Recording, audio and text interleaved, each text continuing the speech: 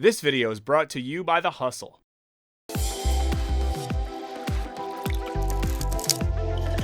Hey Wisecrack, Michael here. Today we're talking about the leg sweepingest dojo in all of the San Fernando Valley, Cobra Kai. The Karate Kid is a staple of 80s pop culture, with echoes of wax on, wax off, and get him a body bag! Still reverberating all these decades later. And like every beloved artifact of the past, there have been plenty of attempts to turn those warm memories into cold, hard cash. But where Cobra Kai bucks the trend from your standard nostalgia money grab is that it is explicitly about exactly that, the power and the danger of nostalgia.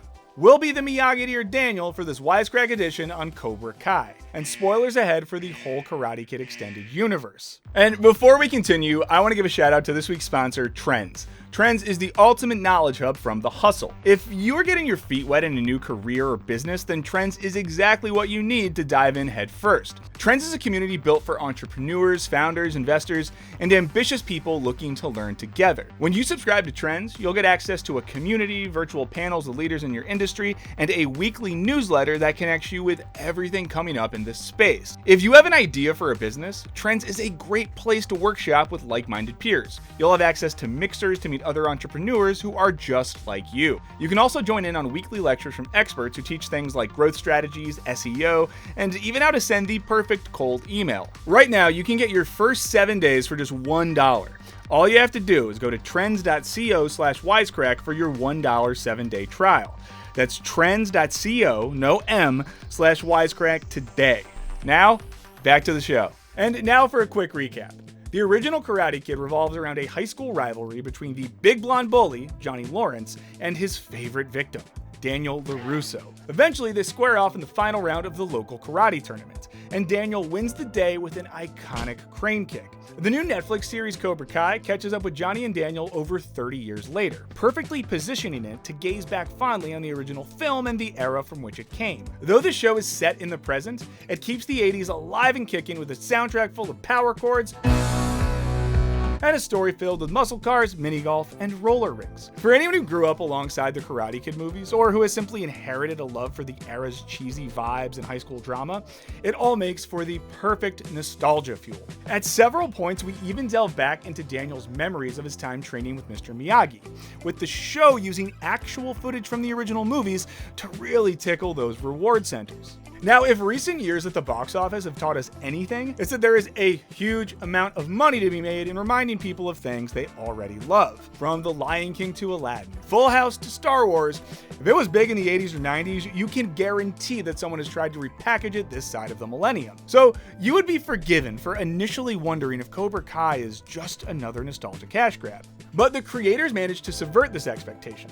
How? By making a show that not only functions as nostalgia, but as a warning about what nostalgia does to us. Nowhere is this more clear than in the character of Daniel. Now, at first glance, it seems like Daniel's time with Mr. Miyagi has set him up for a lifetime of success. He owns a thriving car dealership and a beautiful home, and enjoys a happy family life, as well as enduring local celebrity status thanks to his Karate Kid days. Whenever Daniel brings up his old sensei, we can see how profoundly those lessons impacted him, teaching him the values of patience, empathy, and respect, values which he has endeavored to build his adult life around. I did what Mr. Miyagi taught me to do. I treated people honestly, looked them in the eye, asked for their trust, and I earned it. And as those Karate Kid clips roll in the theater of Daniel's mind, we're reminded why nostalgia is such a powerful force in the first place. Much like Daniel, the events of Karate Kid have stuck with us. At their best, they have the potential to inspire and empower us for the rest of our lives. Whole life have a balance. Everything be better.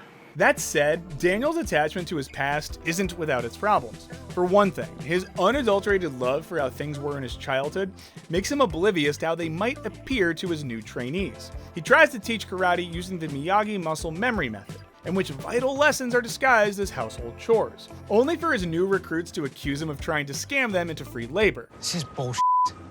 I thought you were gonna teach me karate. I'm just doing all your chores. Which, given the work culture younger generations have grown up in, is a pretty reasonable thing to be skeptical about.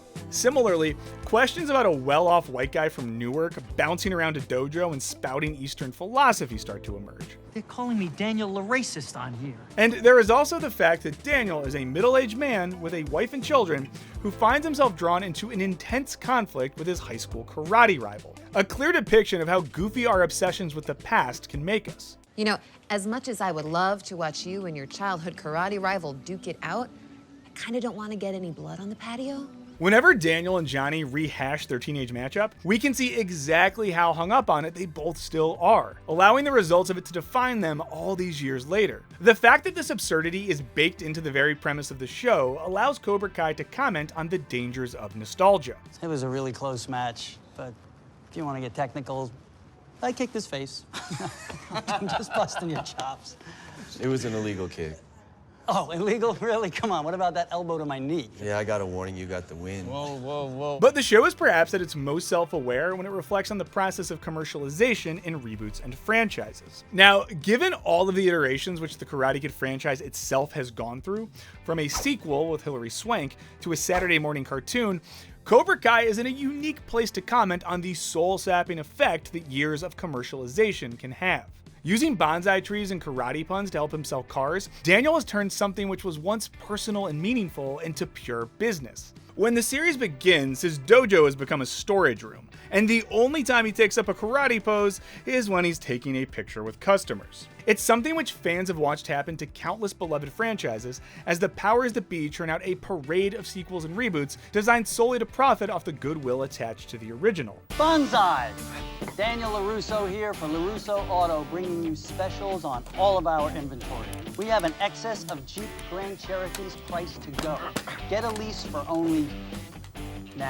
make that...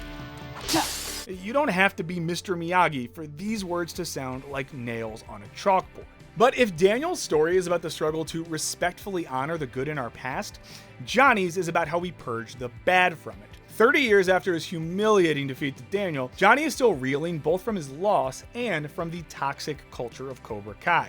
A classic peaked in high school figure, he has gone from a teenage jock to a washed-up meathead who never left the 80s behind. As the show begins, everything from his music taste to his casual misogyny attests to how little he has grown. I appreciate you coming in, but there are no girls in Cobra Kai. He still molds himself on the emotionally repressed, hyper-aggressive, obsessively competitive vision of masculinity, which Cobra Kai beat into him. You want to really kick the competition? Then you need to get your ass over to Cobra Kai. Screw that lame meditation bullshit. What you need is bone-crunching, face-smashing, good all-American karate. And it has gradually stripped his life of almost all enjoyment. His marriage fell apart, his son won't speak to him, he can barely hold down a job, and lives a sad, lonely life of day drinking and general misanthropy. But rather than reflecting on the decisions which led to his unhappy state, he sits around longing for a return to his days as an alpha male before Daniel ruined his life. And by idealizing the past, he becomes totally unable to move on or learn from it. Like plenty of people on the wrong side of a midlife crisis, Johnny idealizes the world he grew up in part because it was a place in which he occupied a position of power, and where his prejudices and ignorance went unchecked. In the 80s, he was a badass. Now, he's a grumpy, bigoted old drunk. Hey, I'm Miguel. My family and I just moved into 109. Great, more immigrants. It's only when he begins teaching Miguel and his friends that Johnny slowly begins to process his own traumatic training experiences. At first, he is simply using karate as a way to make a living, uncritically echoing the lessons of his early years. He is an unreflective, unsupportive, uninterested teacher, the polar opposite of the series' beloved Mr. Miyagi. Hey, Sensei, is there any particular way you want me to wash these windows? No, I don't give a shit. Whatever's easiest. But he is gradually able to mine his own awful experiences for something of value. I'm sorry. It's okay, man. While his methods are highly questionable, his emphasis on discipline, hard work, and resolve strikes a chord with his dojo of social outcasts. He relates to their struggle, thanks to his own early years as a bullied kid with a hostile home life. And so he teaches them to stand up for themselves, take pride in who they are, and take absolutely no crap from anyone. It's not his testosterone-fueled Cobra Kai days that he so proudly remembers which make him an effective teacher. Rather, it's the weak, frightened ones he would rather forget. I used to have no friends. Used to be the weirdo kid. not that weird. I still hooked up with babes and all, but the point is I wasn't always the badass sensei I am today. Just like a cobra, I had to shed my loser skin to find my true power.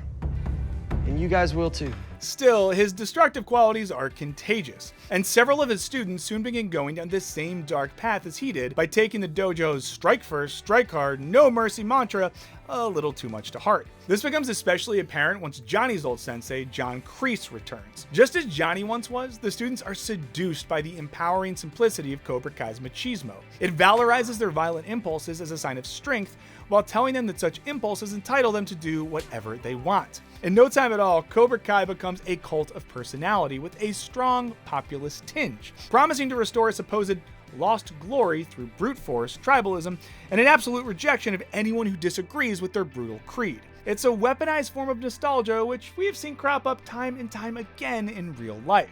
In this way, though their methods are vastly different, Daniel and Johnny both suffer from a sort of golden age syndrome. But over the course of the show, both gradually discover that they can't just uncritically transport the past into the present. Not all of what seemed to work in the 80s still works today. While we might still vibe with the Goonies, Prince, and The Empire Strikes Back, most of us can probably agree that shoulder pads and hair metal should all be left exactly where they are. Like Johnny, Daniel's attempts to emulate his own former master come with their own consequences. His gentle approach to tutelage has helped him to raise an overindulgent son with no work ethic, discipline, or respect for others. Dad, where the hell's my drink? Hurry up! He gets on better with his daughter, Sam, and his mentee, Robbie, but trying to emulate Mr. Miyagi continually trips him up. It's only when Daniel starts trying to use Miyagi's lessons as inspiration, rather than emulating them directly, that he's able to really connect with a new generation of students. Mr. Miyagi, I mean, he was such a great teacher. He had all these tricks to help me learn, and I don't know. Okay, well, come up with your own tricks. You don't have to be Mr. Miyagi. You just have to be Mr. LaRusso. At its heart, Cobra Kai is about two guys who still define themselves primarily by things that happened in high school. And as long as these two cling to their quote-unquote glory days, they will remain tethered to that past in all its greatness and all its toxicity. And while it treats their struggles with all the earnestness you would expect of a Karate Kid story, the show also regularly points out how ridiculous their ongoing battle really is. Yeah, you two seem to have this pretty well in hand. It's a normal Saturday afternoon, a couple of grown men about to kick each other into a pool. Even moments that should be epic showdowns, like when Johnny goes toe-to-toe with Kreese, are framed in a way that emphasizes how silly two over-the-hill dudes rolling around on a gym mat really is. It's only when they take off their rose-tinted glasses that either Daniel or Johnny can begin sifting through their past for the things they can use in the present and pass on for the future. Because creating a legacy means more than just mindlessly passing down what came before. It means interrogating the past, finding out what still works and what needs to be left behind. Sometimes it's good to visit the past, to know where you are now. But you can't live in the past. No. We have to live for today. By being both an unabashedly cheesy tribute to an 80s classic and a critique of exactly that sort of nostalgia, Cobra Kai asks us to do just what Mr. Miyagi always did. To look for balance. Balance between reverence and reflection. Looking fondly on the past without being blind to its flaws. Better learn balance. Balance is key.